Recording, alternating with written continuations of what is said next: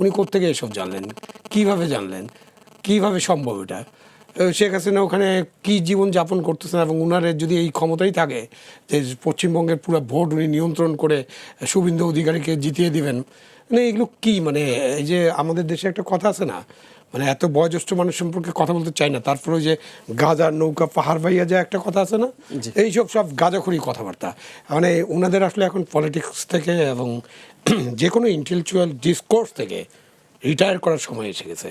আমি ওনাকে বিনীতভাবে, আপনার উনি যদি শুনেন, আমি বিনীতভাবে হাত জোর করে ওনাকে রিকোয়েস্ট করবো যে উনি এখন পলিটিক্যাল এবং যে কোনো ইন্টেলেকচুয়াল ডিসকোর্স থেকে বিদায় নিয়ে উনি তার জীবন তো পার করে ফেলেছেন এবং এখন উনি বিশ্রামে থাকেন, একটু নিজের সুরক্ষা করেন, সেবা শুশ্রূষায় থাকেন এবং জীবনটা সুন্দরভাবে জীবনযাপন করেন। এইসব আলতু ফালতু কথা নিয়ে আসলে আপনি প্রশ্ন করলে উত্তর দেওয়া যায় না। মেয়াদ উত্তীর্ণ কথাবার্তা, এগুলোর কোনো মানে হয় না। শেখ হাসিনা সেখানে একজন পলিটিক্যাল অ্যাসাইলাম নিয়ে আছে বলতে পারেন, বা ওদের অতিথি হিসেবে আছেন। ওদের রাজনীতিতে মাথা কামানোর ওনার কোনো সুযোগই তো নাই। উনি বাংলাদেশের পলিটিক্স নিয়ে কথা বলতে পারেন বা সেখান থেকে করছেন, সেগুলো নিয়ে কথা হতে পারে। কিন্তু পশ্চিমবঙ্গে কে আসবে আর না আসবে, পশ্চিমবঙ্গে উনি শুভেন্দুকে কেন আনবে? কারণ পশ্চিমবঙ্গে মমতা যতদিন ছিল আমি তো দেখেছি উনি মমতার সাথে মমত্ব নিয়ে কথা বলতেন। মমতাকে একজন মহিলা নেত্রী হিসাবে উনি অনেক অনেক শ্রদ্ধা করতেন এবং তার প্রতি তার ভালোবাসার নিদর্শন হিসাবে আম পাঠাতেন।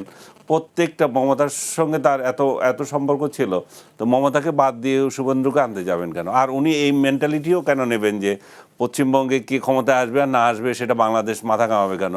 ওনাকে তো আমি কখনো দেখি না যে পশ্চিমবঙ্গে বা অন্য দেশের রাজনীতিতে কে আসুক না আসুক এটি নিয়ে উচ্ছ্বসিত হতে।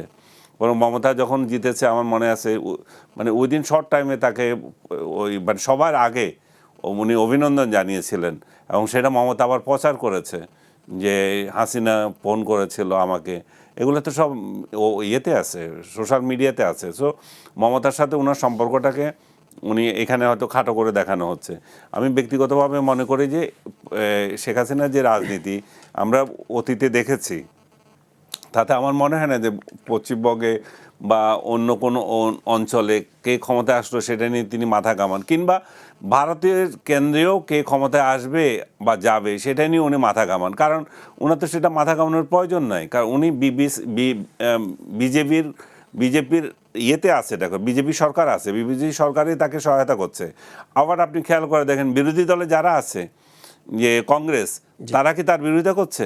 তারা তো একই সঙ্গে মানে সমাদর করেছে, তারাও বলছে যে উনি থাকবেন যতদিন ইচ্ছা।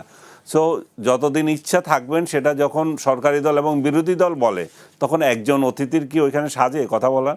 তো এগুলা যারা চিন্তা করে, মানে তারা রাজনীতির মানে কি বুঝে রাজনীতি করে আমি জানি না। তাদের রাজনীতি থেকে উনি ভালো বলছেন যে তাদের রিটায়ারমেন্টের সময়